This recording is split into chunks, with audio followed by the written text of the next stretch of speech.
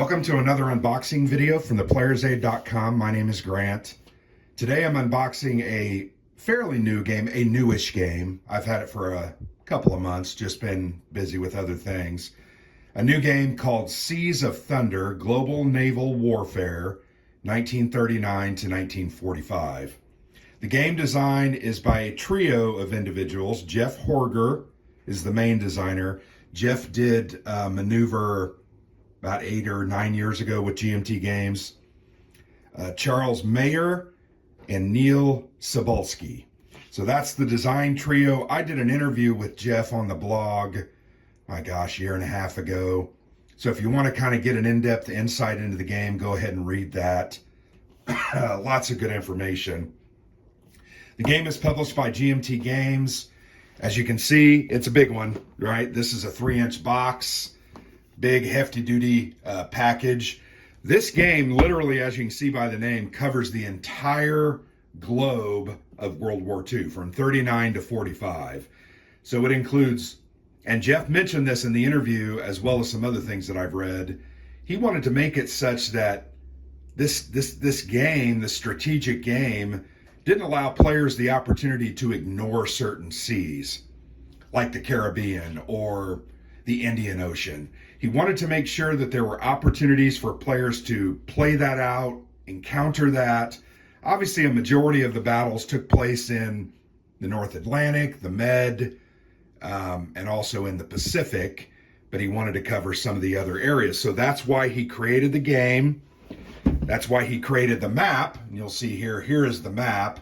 Very unique looking map, and I've heard many people say, well, it doesn't look realistic. Well, I think Jeff had to take some liberties here in the size and scope of the, I mean, look at South America, right? It's obviously not normal, but he's focused on the seas. He wanted to make sure and include all the sea area so that players could explore, right?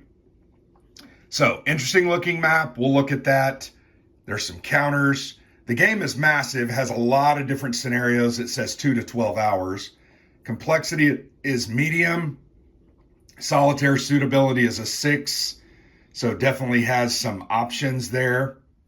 So without further ado, let's go ahead and break into it. This is a game I would like to at least play some of the smaller scenarios. I don't know that I have 20 hours or 12 to 15 hours to play everything, but definitely want to make sure we get some of this in.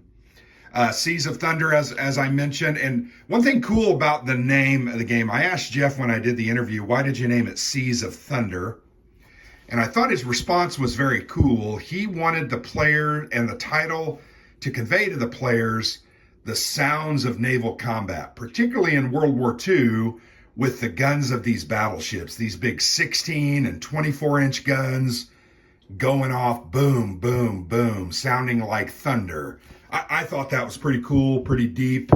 Kind of a neat way that he named that. The rule book is 36 pages, as you can see, but the last 5 or 6 pages are an example of play, as well as some designer notes. I love when they put these designer notes in. I will definitely give these a read to get a feel for the game.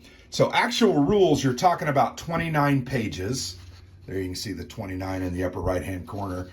I mean, that's not terrible. I think the game is meant to be playable. As it said on the box, it's a 4 on the complexity level.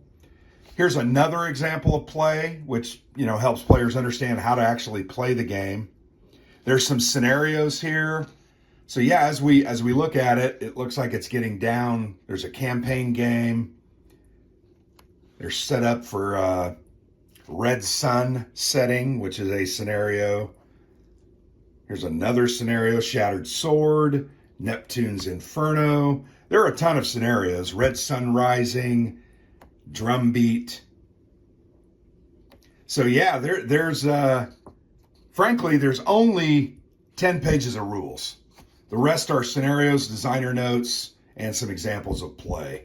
So I'm thinking this game's going to be highly playable, and you're going to be able to read it, get in, understand things, and figure it out. So nice looking rule book. Pretty dense text, but 10 pages of rules, not bad. We definitely will want to get into that. These are player mats, I think. Maybe these are player aids. Yeah, I think these are player aids. So yeah, looking at the player aids, there are 2 of them.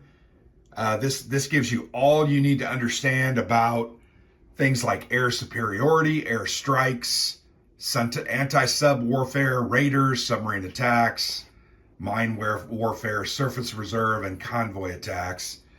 So it's all right here. You know, those are nice laid out. I like how they're kind of an odd shape as well. And then there's a bunch of these, and they are called port maps. And you'll notice it says Allied port map, but these are tied to the individual scenarios. So you have scenario 1 and 2. Here's number 3. And then you have an Axis port scenario map, and on the other side is scenario 7. So you've got 3 of these cards, but here's another scenario inside. They're double-sided, so there are 6 Allied mats here for 6 scenarios, and then there are 4, and I'm sure maybe one of these has an Allies on the back or in the middle. Yeah, so there's an Allied port map for scenario 7, whereas the rest of these are for the Axis. So let's real quick take a look at those. And as you might have inferred from the name of the player aid, this is a port map. So you've got the different oceans here identified: North Atlantic, Arctic, Baltic, West Pacific, East Pacific, South Pacific, Indian, Mediterranean, Central Atlantic, South Atlantic, and Turkey. So there's ports, so it tells you what you've got, different ships, different air cover, different air units. Remember the Indian Ocean was mentioned. Here it has the sequence of play, handy dandy, listed there. Kind of neat. Really look forward to getting into this. Looks pretty cool. You don't often find such a huge scope strategic game that covers the entire, global theater of the war during World War II. So looking forward to it. It may be difficult or it may not, but I'm interested in trying it. There are 5 counter sheets here, big counter sheets, double-sided, and you can see there's just a ton of units. Here are carriers. These are American. More carriers, cruisers, destroyers, lots of carriers down here, battleships, destroyers, cruisers. I mean, I don't see many. Oh, there's some. No, those are. I don't see any subs. Maybe they're on another sheet. Minesweepers. I mean, you've got it all. On the backs of these units, those are American flags to identify them as American units. You probably have some more American counters here. And then you got Italian and Russian. These are obviously Russian, not a huge navy, right? These are convoy markers, more minesweepers, there's some subs. I'm sorry, I finally found some subs. Couple of subs anyway. 1, 2, 3, 4, 5. You can see those right here. Nice looking counters. I mean, they're simple, very reminiscent to me of Empire of the Sun, which nothing wrong with that, right? These are Japanese and some British down in the left-hand corner. Really nice looking counters. A ton of them. 5 sheets. Little counters too. You're going to do a lot of clipping and organizing. Yeah, lots here. More British. These are German, and yeah, you got a lot there. Let's look for some names we might know. I'm terrible at this, but the writing's very small. I can get really close. Anyway, won't dwell more on that. That's a lot of counters. That's a lot of work. Now, the rest of the box mainly is full of dice and a big mounted map board. Once again, a mounted map board that attempts to cover the entire globe, every ocean in the entire globe, and it's huge. Very nice board. I always like GMT games because they always do the boards right. Needs to be flattened, obviously. Be careful when you bend these things like that. I do that often, but it seems to work for me, and I've never broken one yet, knock on wood. So there you go. You got to look at the entire globe, right? You have Africa, Australia, the South Pacific, the West Coast of America, the East Coast of America, South America, the Arctic, Greenland, Iceland, etc. You have Russia, Norway and Finland, Europe proper, England, Italy, the Med, the Red Sea's covered, Persian Gulf, Bay of Bengal. I mean, you got everything, right? Allied repair track, that's kind of cool. So you'll see that here, the ability to repair ports and get them back into place so that you can use them again. Available sorties here, sorties box. Up there, there's another Axis repair track with a sorties box. And then you have a reinforcement schedule found right in the middle. It says specifically above it, early war.